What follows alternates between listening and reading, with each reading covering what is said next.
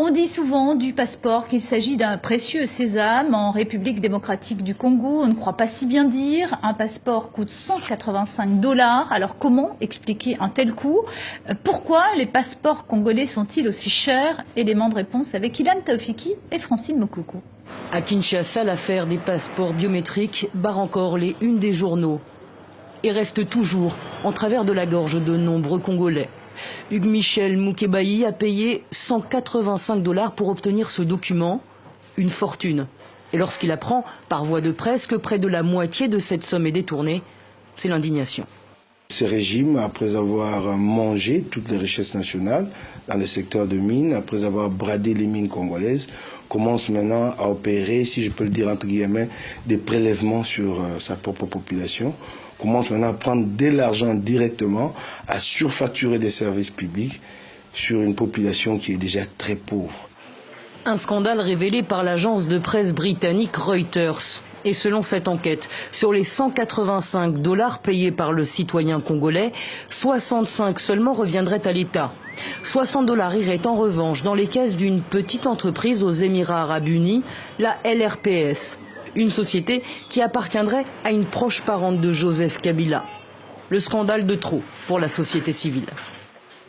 Nous avons formellement écrit au procureur général de la République pour lui demander de prendre des dispositions pour lancer une enquête indépendante et impartiale, parce qu'il s'agit là de scandales de trop. Et ce n'est pas tout. Il y a de sérieuses suspicions autour de la Semlex, une société belge qui produit des documents officiels. À sa tête, cet homme que l'on voit là, aux côtés de Joseph Kabila, lors de l'inauguration des passeports biométriques. Bien que son offre n'ait pas été la plus compétitive, c'est pourtant sa société qui a remporté le marché en 2015. Le passeport biométrique congolais est l'un des plus chers du monde, le plus controversé désormais. Et autre scandale, nous avons pu recueillir les témoignages sur une pratique qui serait courante pour obtenir un passeport en procédure rapide. Il faudrait débourser la somme colossale de 250 voire 300 $ américains pour se procurer le précieux sésame en 2 ou 3 à 4 jours seulement. Je propose d'écouter l'un de ces témoins. Je payais 250 $ pour l'avoir en moins d'une semaine.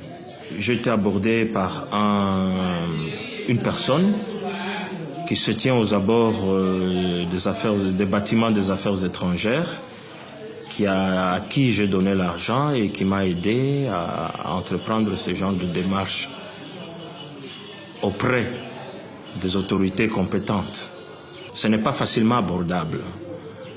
250 $, je crois que nous vivons dans notre pays. C'est peut-être le salaire mensuel de 5 ménages quand on voit ce que gagnent nos enseignants, nos fonctionnaires ou nos militaires.